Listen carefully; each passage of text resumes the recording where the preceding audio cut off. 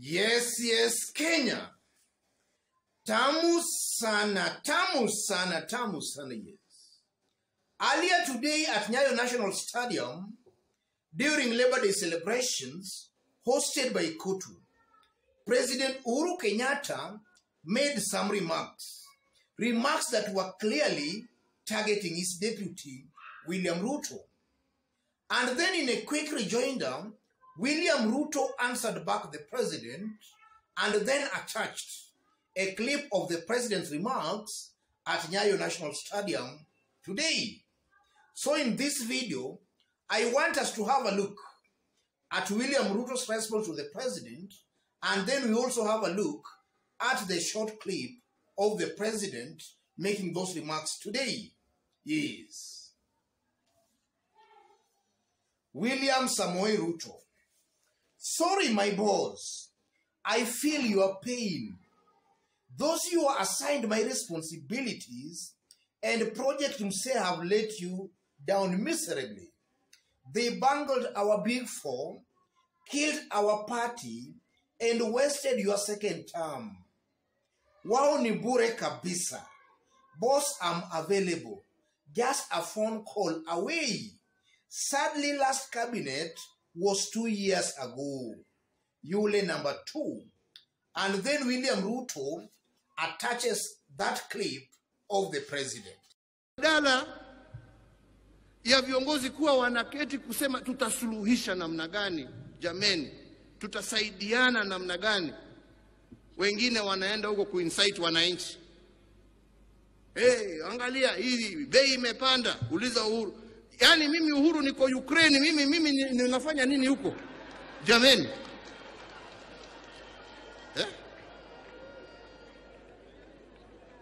Mimi COVID nilikuwa huko kulea kutoa mimi. Badala ya kuja kunisaidia, kuniambia niko na mawaidha hii na njia hii na njia hii, njia ambaye tunaweza tuokoe watu yetu wakati tunagojea mambo haya yaishe, wewe huko kwa soko na matusi. Na wewe unajiita kiongozi na unajiita ati wewe ndio sijui namba ngapi katika nchi ya Kenya. Uko wapi? Badala ya kunisaidia kuondoa hiyo shida, wewe uko kwa soko kusema ulizeni ule. Basi si ungewacha uniwachie mimi nitafute mtu ambaye angenisaidia, jameni.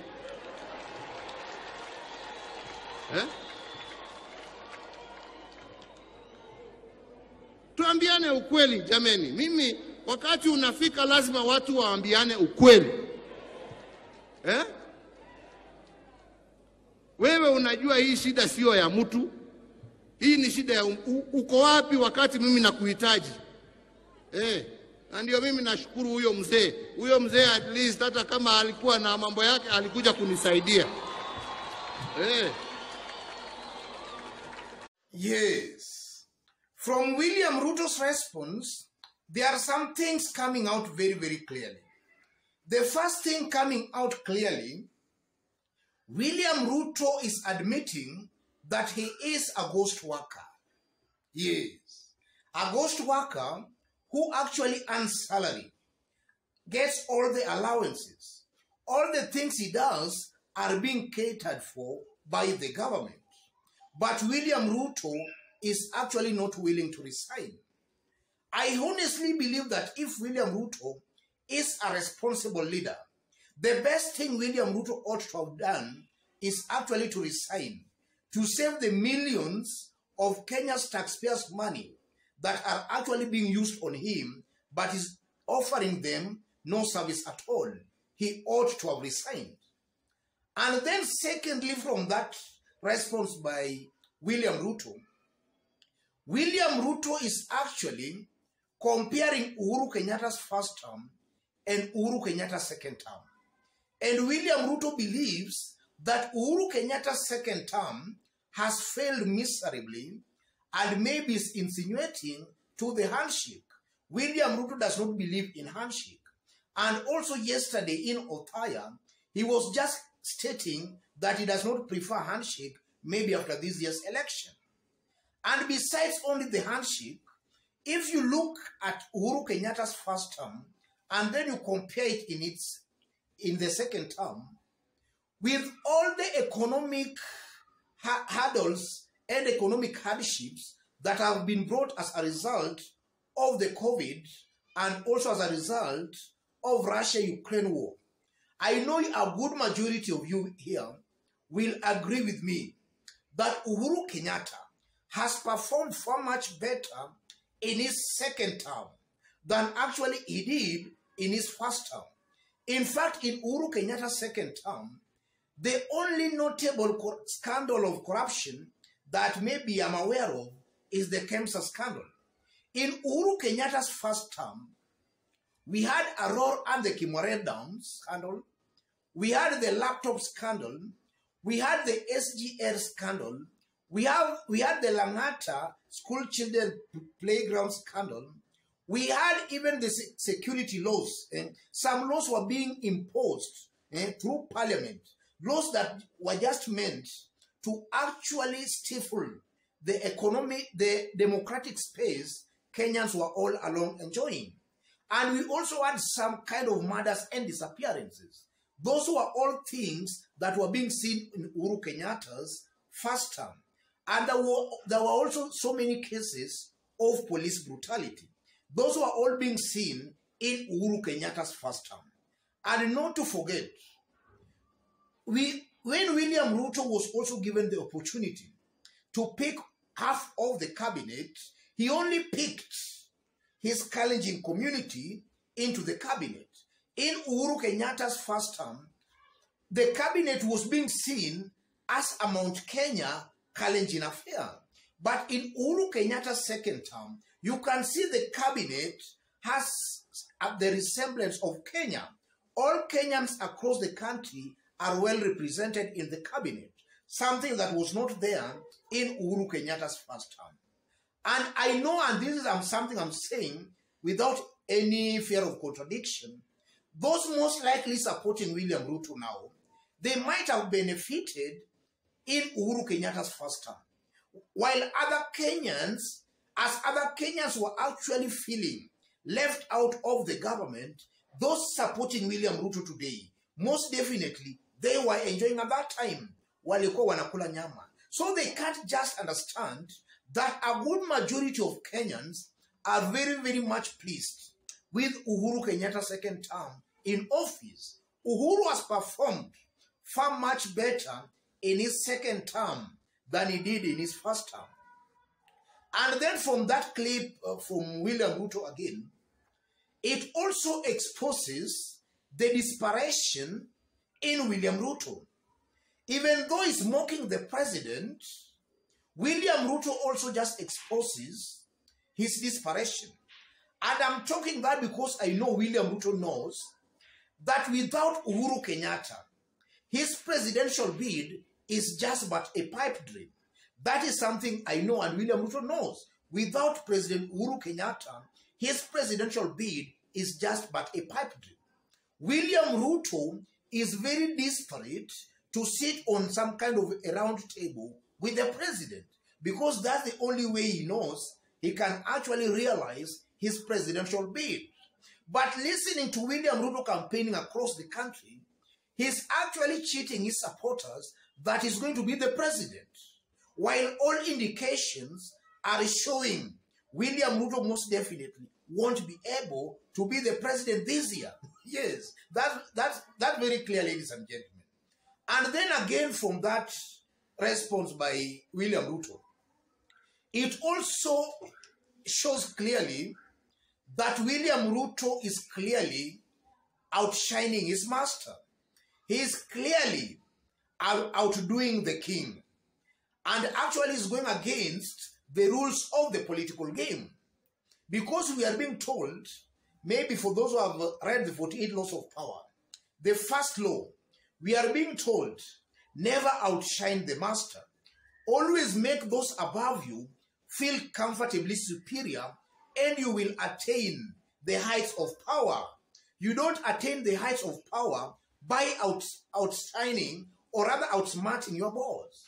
If history is anything to go by, then all indications are showing most definitely William Ruto won't be able to be the king simply because he is outsmarting, outshining the king. He won't be able to be the king. And we are also being given examples of leaders who outshone their masters, the likes of Nicolas Fouquet in France. He ended up dying in prison, a very isolated prison in France, simply because he outshone the master. You can't be the king by outsmarting or outshining the king. And also from that response by William Ruto, Uhuru Kenyatta talks right now, then some few minutes later, William Ruto is actually replying, or rather responding. That also shows that William Ruto is not very smart politically. He actually do talk without looking at the political implications of some of his remarks. And that is something I've actually been analyzing in this YouTube channel. William Ruto's main undoing is his tongue. William Ruto does not know on how to control his tongue. He is a loose talker. In the 48 laws of power, we are being told that talk less than necessary. Always talk less than necessary. William Ruto always talks more than necessary. That is William Ruto's undoing. Because the more you talk, the more you expose yourself to political attacks. William Ruto has just exposed himself to a political attack. And then again, if you look at William Ruto yesterday in Othaya, he was just trying to insinuate that he does not approve of the handshake. Yes. And actually is just confirming that from this tweet again. We know what the handshake actually did to this country. In 2018, the country was split into two. There were a group that believed that their victory had been stolen, and it might have been true that way. And then there is another group that was actually enjoying wanakula nyama as they mock those who felt that their victory was stolen. If actually it continued that way, then most definitely we were not going to have a country. William Ruto does not believe in actually bringing leaders together. He believes that if you have power, then you should use that power to intimidate and to cow your political opponents. That's what William Ruto believes in. So that again exposes William Ruto as a dictator in the making. And also listening to the president, actually the president comes out clearly as an agitated president. Yes. And he feels a little bit agitated because this person calling himself his deputy, who brags that tumefanya hii, tumefanya ile, goes ahead to actually incite his background against him. And the incitements are largely false. They are actually not factual things. So I'm seeing a clearly agitated president. And that will also augur very negatively for William Ruto's quest to win the presidency in this year. Yes. So as I conclude, I honestly believe that that response by William Ruto was ill-intentioned, was not even warranted. William Ruto ought to have just assumed all that. William Ruto has just succeeded in exposing who he is. Yes, he's a loose talker, and actually he's very desperate for maybe a dialogue with the president. He's also just desperate, and he knows he can't win the presidency without the help of President Uhuru Muigai Kenyatta. And Ruto has just exposed again that he is a ghost worker.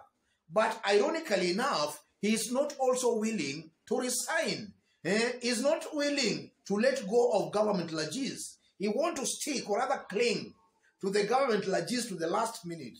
That exposes Ruto as greedy, a politician who is just power hungry.